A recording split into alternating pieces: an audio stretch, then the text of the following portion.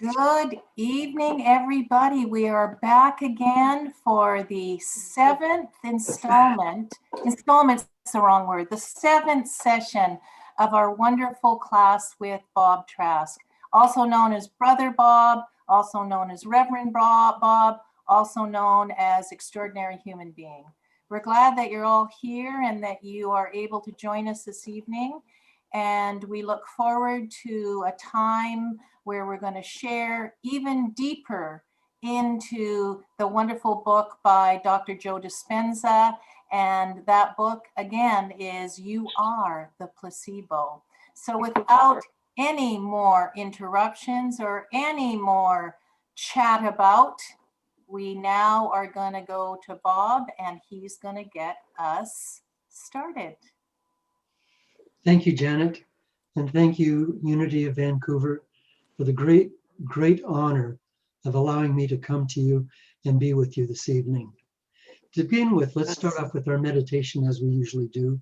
So if you'll put your feet flat on the floor and get the lower part of your back up against the chair so that you feel supported, and then just be relaxed. I'm not going to ask you to sit in some sort of rigid position. Just be relaxed.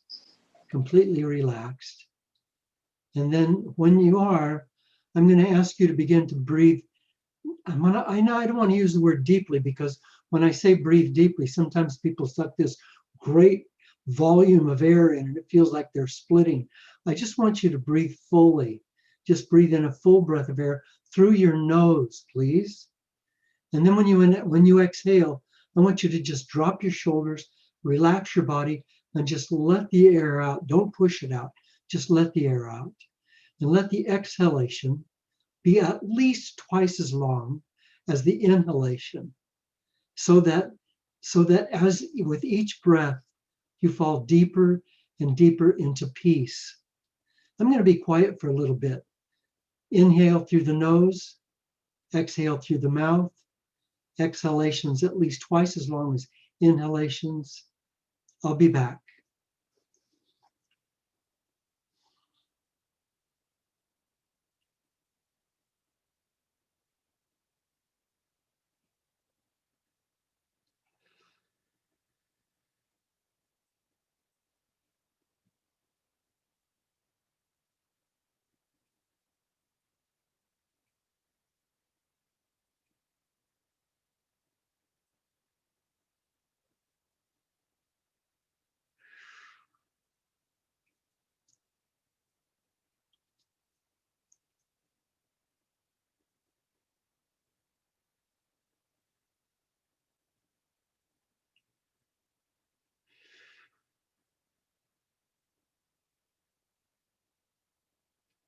And pay attention, if you will, to your breath. Try to let nothing else capture your attention.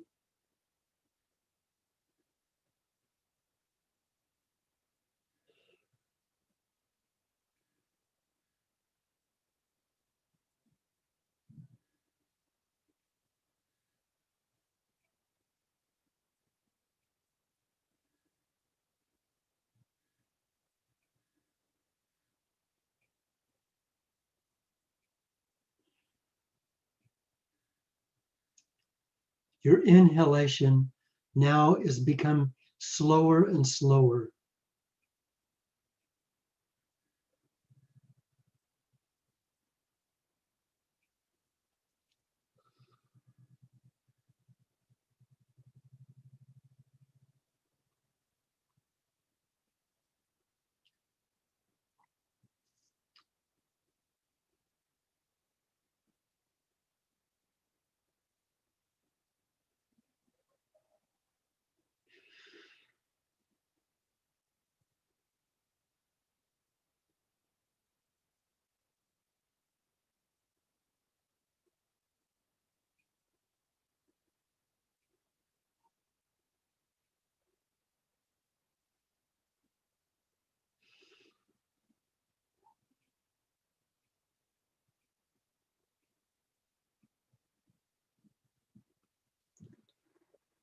Continue to do that, please, and hear my words. The space around you is not empty. It's filled with great spirit. It's filled with Holy Spirit. It is the presence of God. When you inhale now, you are inhaling that presence. And it is going through your lungs and into your bloodstream. And that presence is circulating throughout your entire body. This is true communion. You are becoming one with the divine with each breath.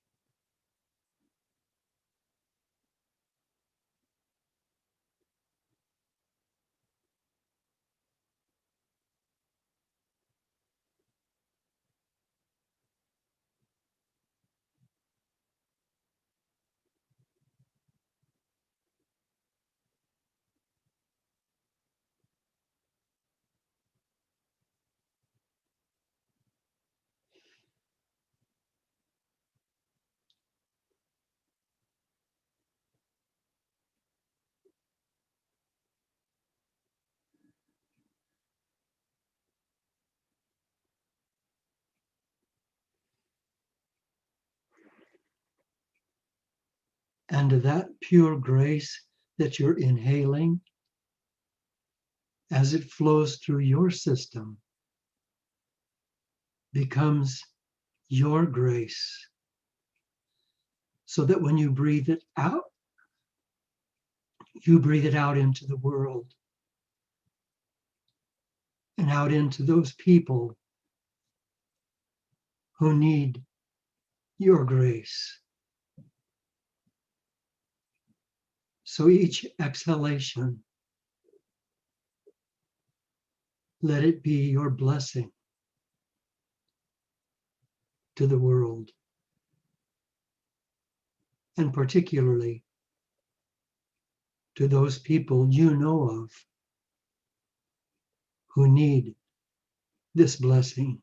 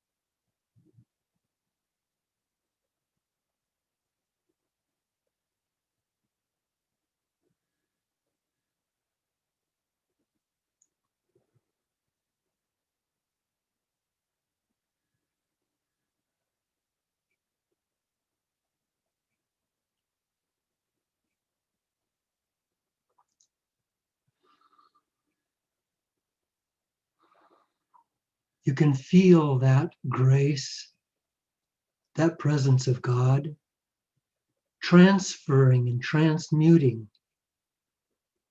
into your own perfect grace. You can feel it in every part of your body if you try. You can feel your own grace awakening. And you can feel yourself knowing that you are a blessing to the world. And with each exhalation, you let that blessing touch all the people you know and all the people you love.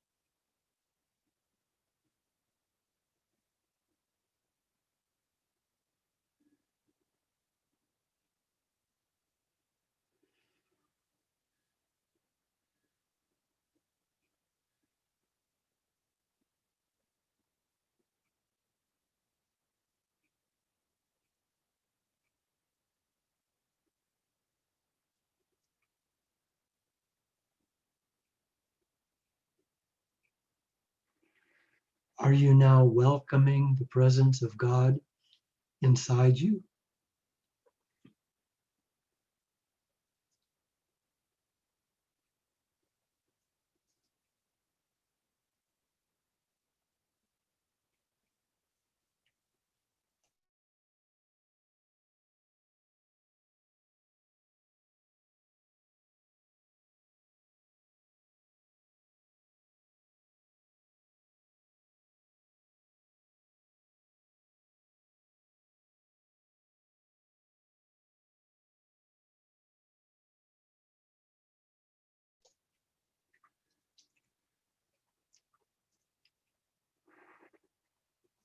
In this delicious, peaceful place, you find that this is really who you are. Anything other than this is not you.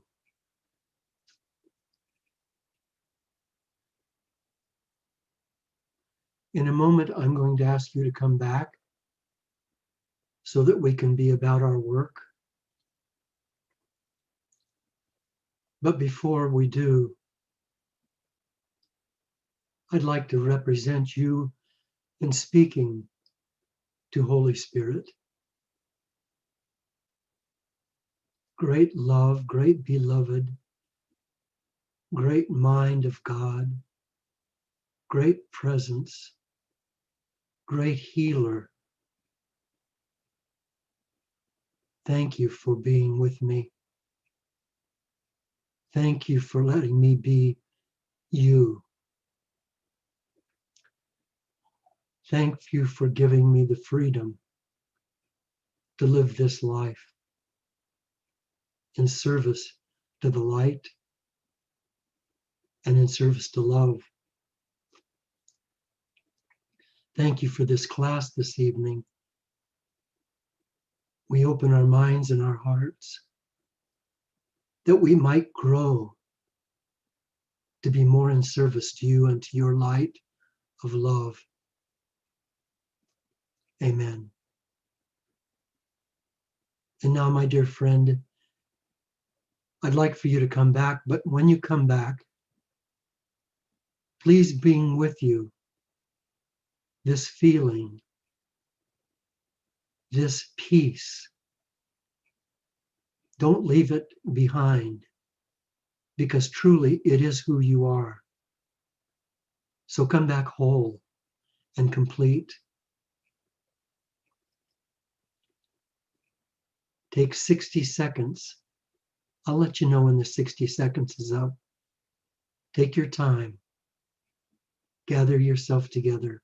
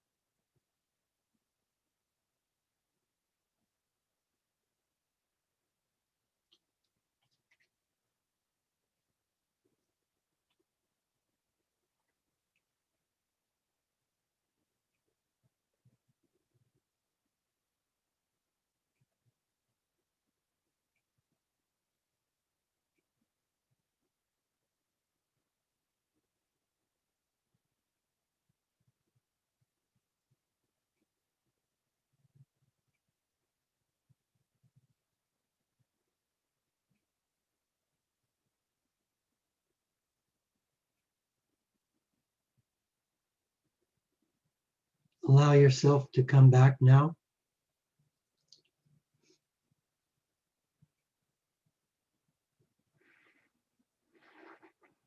And your eyes to open.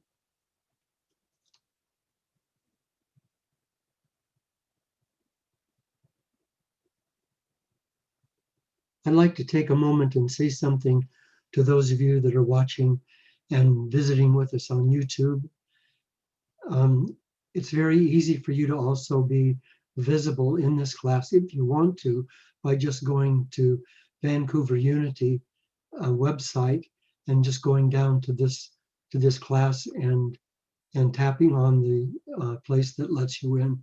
we'd love to have you. If you want to do it that way, just know that it's available.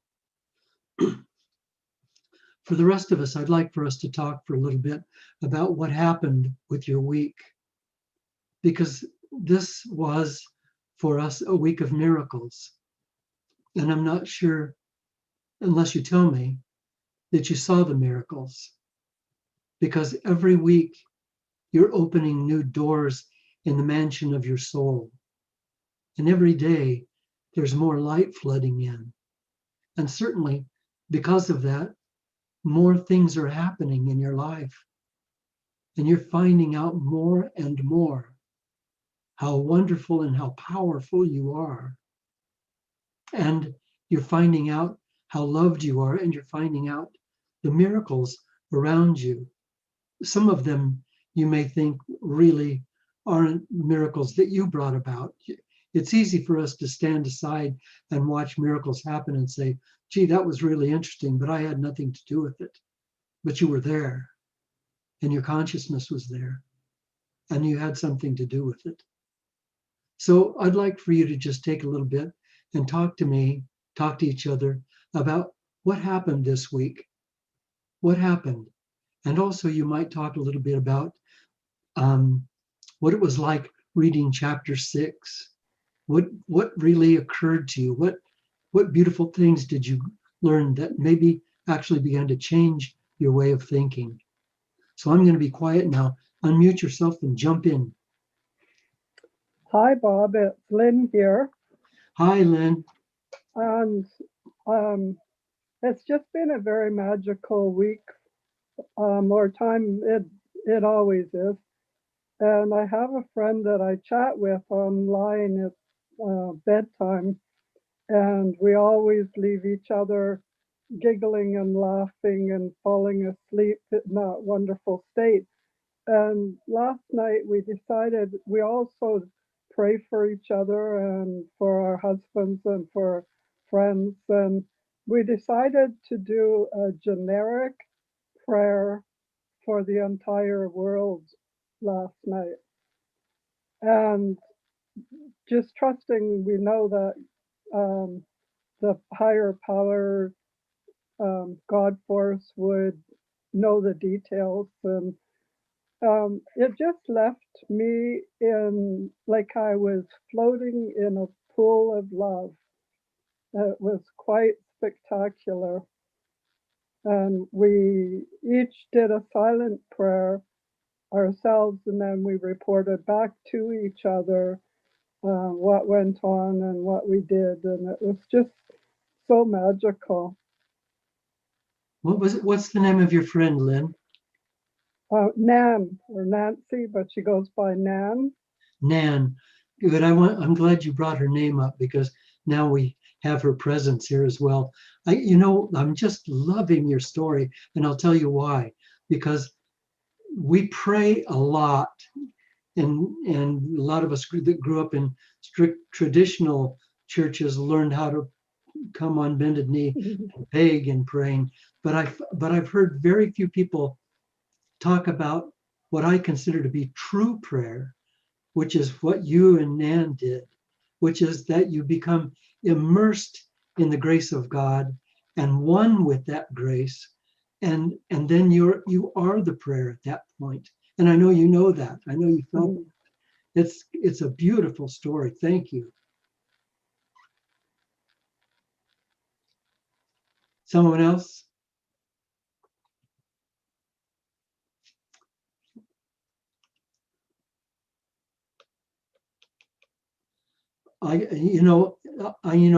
You don't really have to unmute yourself. I can just call on you. I'll be happy to do that. I think Sam put his hand up there, ready to go. Okay. Bob, I had a call about 10 days ago from my brother-in-law who lives in Ontario. And he said that he might have prostate cancer. So I thought, but he had to go for some tests. So I thought maybe it'd be an idea for him to join this group. about You Are the Placebo, and with the possibility of self-healing. And then, but I called last Thursday because he was going for tests. And then my sister was in tears, and they'd received the worst possible news that he had stage 4 cancer. And it was in his lymph nodes, in his organs, in his bones. And so just sort of like blindsided. And I think I'm still kind of in shock. But how could something like this help my brother-in-law, Rod? Boy, thank you, Sam, for your question. I'll tell you, there's a couple of things that I'd like to say. One is that what will be, and I'm going to ramble for a minute, so please forgive me.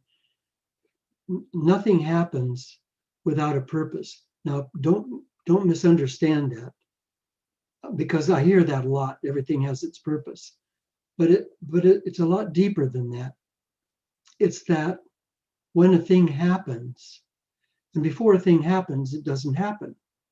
And the instant that it happens, whether it's knocking a Ming Dynasty vase off a table and breaking it into a jillion pieces, or whether it's accidentally bumping another car with your car, or being bumped by another car, or learning that you have stage 4 cancer, when that happens, at the instant that it happens, it has purpose. Before it happens, it doesn't have purpose.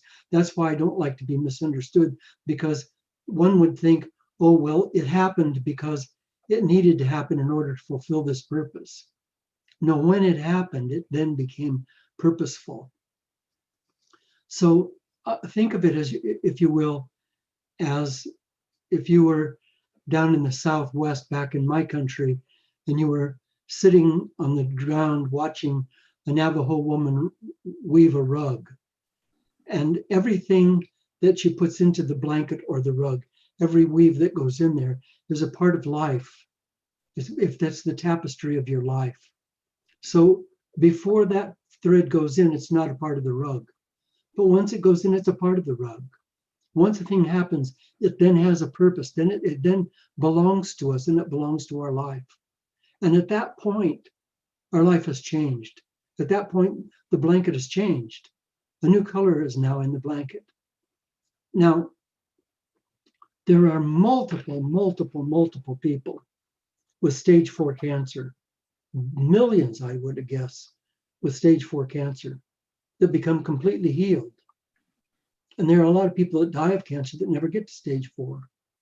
So the stage has its meaning, but it's not necessarily a correct prognosis. But there are many factors involved here. There's his consciousness. There's his desire to live. There's his desire to be meaningful in his life. There's his relationship with his wife and with the rest of the family. There are so many parts of this, and we can't untangle the complexity, because it's all part of the fabric of his life. So what we can do is we can hold him in the light, and what we can do is we can send him the kind of prayers that Lynn and Nan were sending, whereas we actually become the prayer. Our doubts go away, our needs go away, and we become one with it. And rather than say, what's your brother's name? It's Rod. Rob, R-O-B? Yes. So we can't say, my intention is that Rob be healed.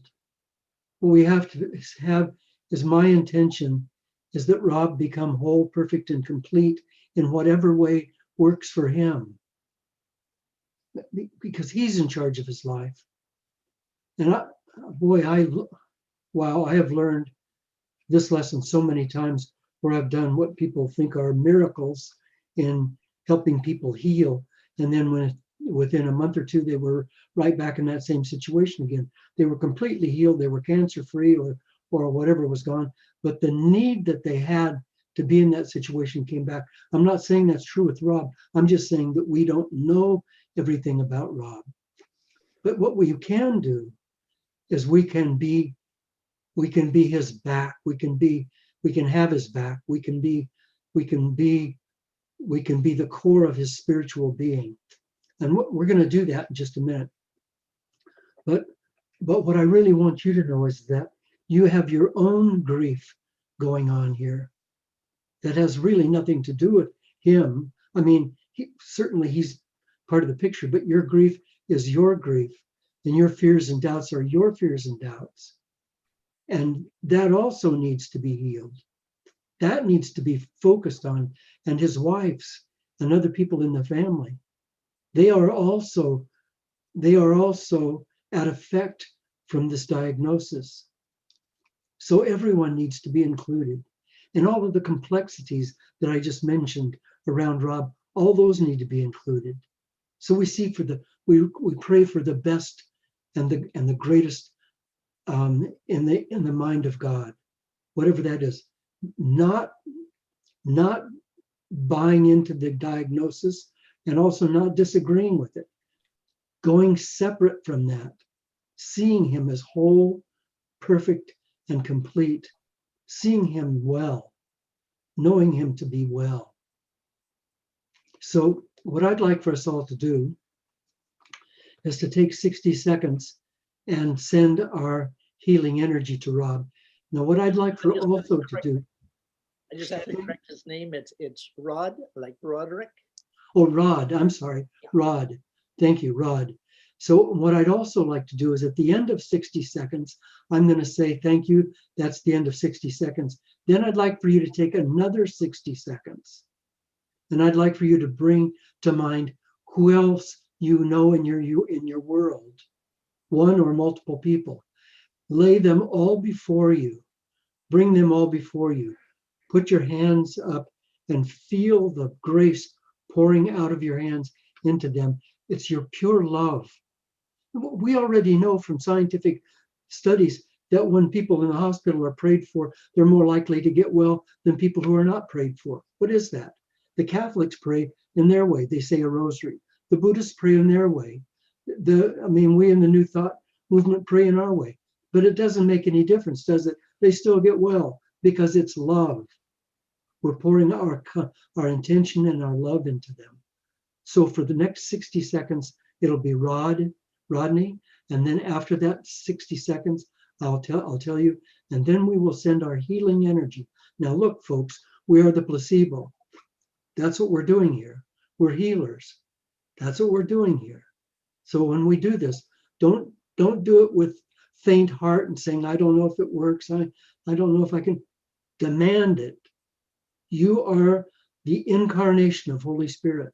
Make it happen. Do it. Okay? All right, 60 seconds.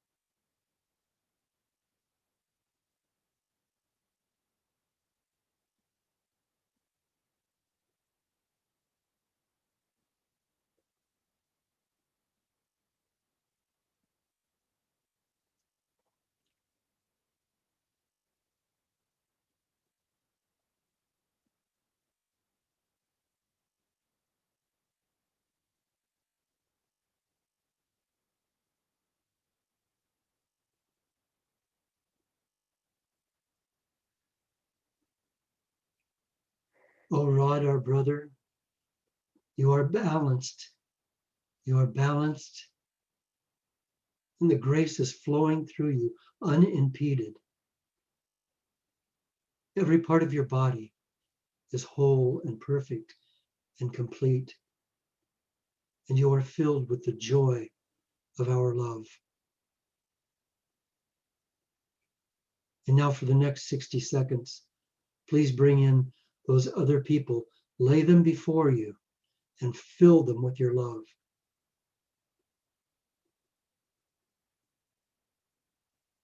Okay, let me talk to you folks for a few minutes. Get my soapbox out here. The placebo, you know, and our job here is to be the placebo. The placebo demands that we think greater than we feel. And you know, we've gone through this before, where you have feelings, and the feelings make you feel the feelings make you think a certain way, which makes you feel a certain way, which makes you think a certain way. So there's this cycle that goes on: feeling, thinking, feeling, thinking, feeling, thinking, and it's like a snake biting its own tail. It just goes on and on and on. Nothing in our life really changes. It just goes on and forever, you know, unless we break it. So we have to break the cycle in one of two ways. We either have to change our thinking or change our feeling. Well, it's a little difficult to change the feeling. I mean, there are ways we can do that. I mean, for instance, you can be like those guys in the earlier chapter that went to the monastery and spent, you know, a week pretending they were 22 years younger. That's changing your feeling. You know, you could change your feelings, but changing your feelings is fairly difficult. You can change your thinking. But see, the problem with trying to change your thinking is that your thinking is being fed by your feelings, isn't it? So, for instance, Terry was sharing with us. Terry's an incredibly bright guy. I mean, he's as smart as anybody here, maybe smarter, and yet he gets stuck in this little kid thinking, because this little kid thinking has been with him his whole life, and it makes him feel a certain way, and that feeling makes him think a certain way, which makes him feel a certain way, which makes him think a certain way. So I say to him, well, that's cool, man. Just think differently. What the hell? Just don't think different. Like you can just do that.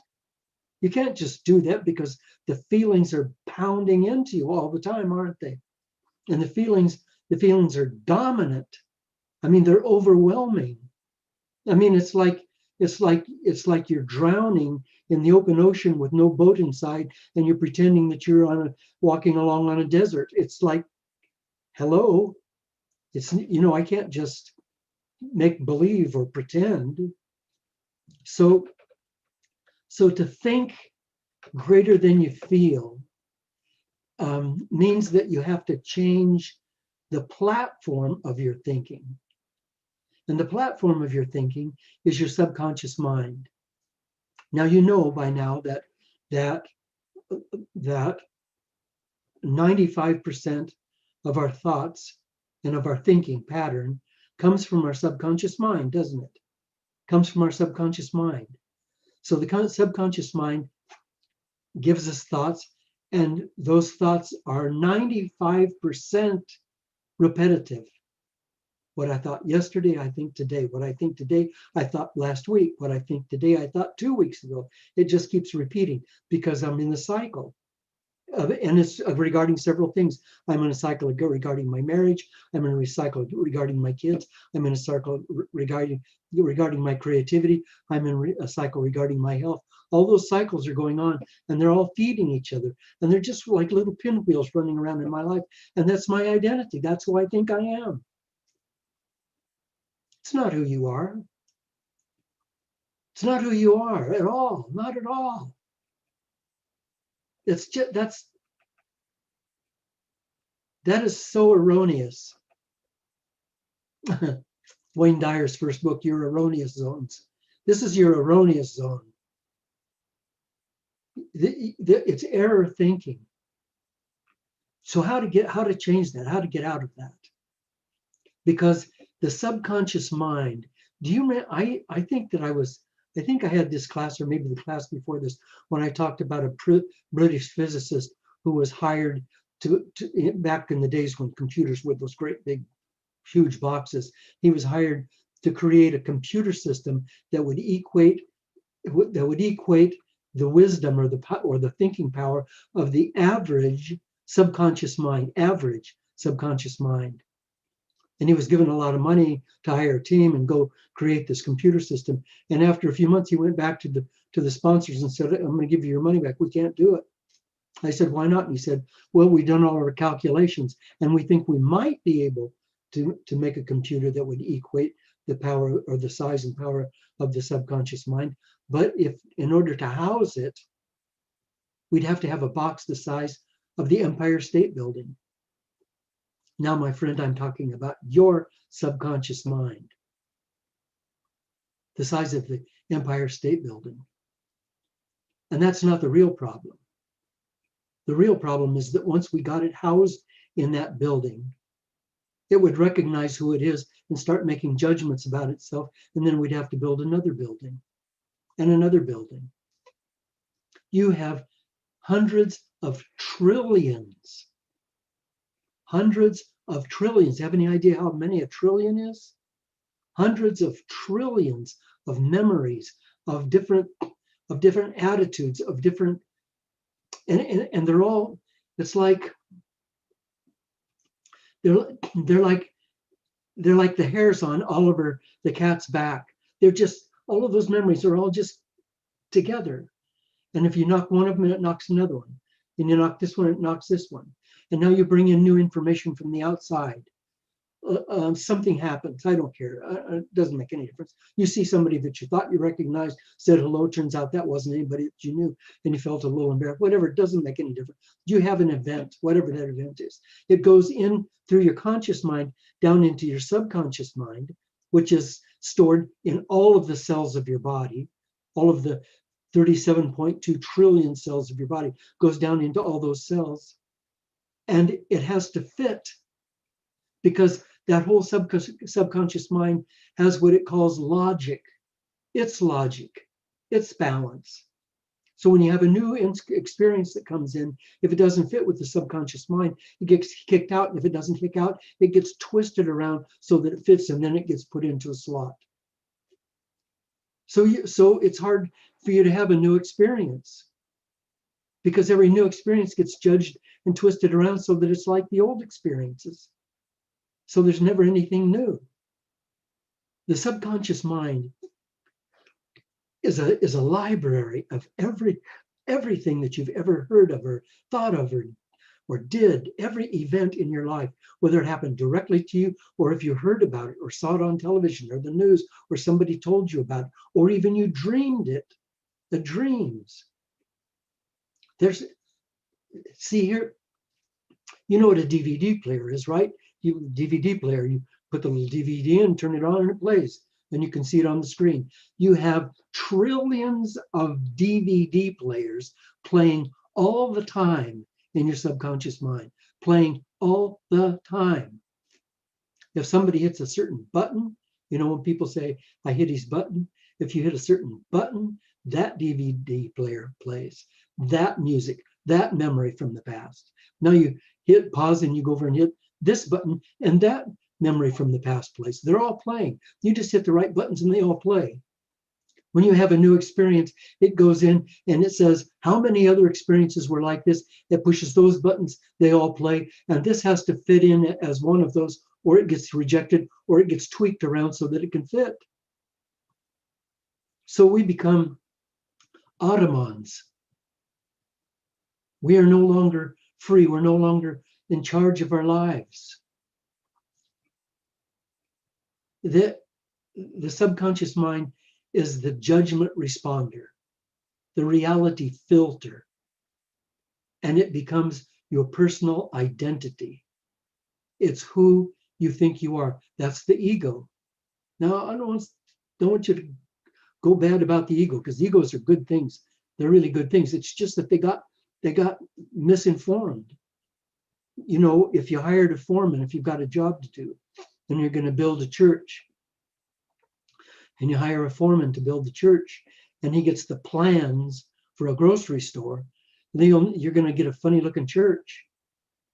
The ego is following the plans that were fed to it by the environment, by the teachings, by your parents, by your pastors, by your school teachers, by your peers, by your classmates, by your brothers, your sisters. All of that information fed into you, telling you who you are and who you are not, who you are and who you are not, constantly being fed into you, creates a pattern, a subconscious mind pattern. And that subconscious mind pattern controls itself, and it demands that you stay the same.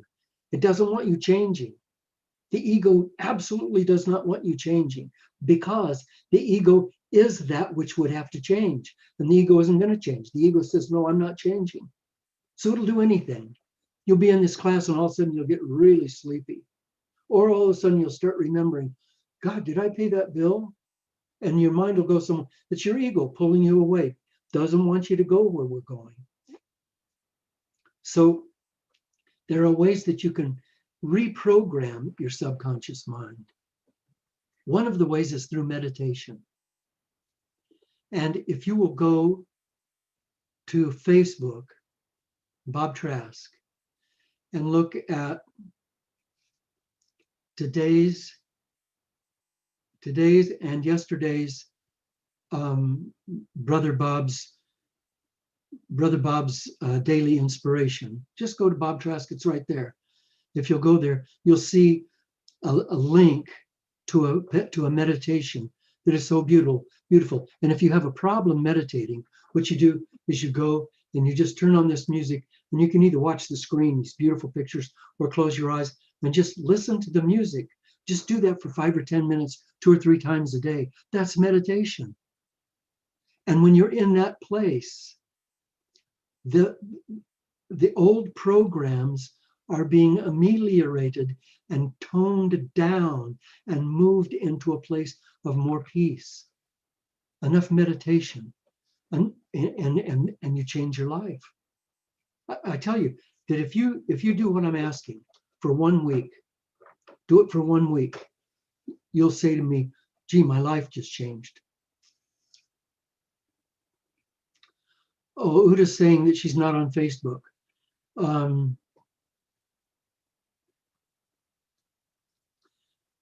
There may be a way that you can get. I'll tell you what. I'm going to send that link to Janet, and Janet can send it to you. So I'll send that link to Janet. And so if you need to get that link from Janet, then please get in touch with her, and perhaps she'd be good enough to send it to you. Whoever you are, if you're not on Facebook, just do that. Now, there's another way, and that's to have new experiences, like the guys that went to the monastery, to have new experiences. It doesn't have to be a huge experience. Just break the cycle. Geez, I'm out of bread. I need to run to the store and get some bread.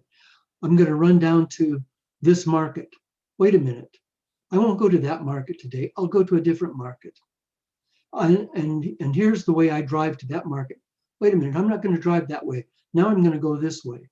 I'm going to do it differently, to change, to have new experiences, and then anchor those experiences. Anchor those experiences. To think in a different way. The only way that it can change your basic operating system, which I call BOS, B-O-S. The only way you can change your basic operating system is to have emotion involved with that new thinking. So for instance, if I say, well, I want my new novel to be a bestseller. Okay, I'm going to focus, concentrate, visualize. I see my book being a bestseller. I see it. I hold that for 5 minutes, 10 minutes. Good, I've done my work. I haven't done anything. I need to actually experience what I'll be feeling if that book's a bestseller. That's the emotion that overcomes that old thinking pattern. That's the emotion that tamps down and begins to twerk and change those old thinking patterns.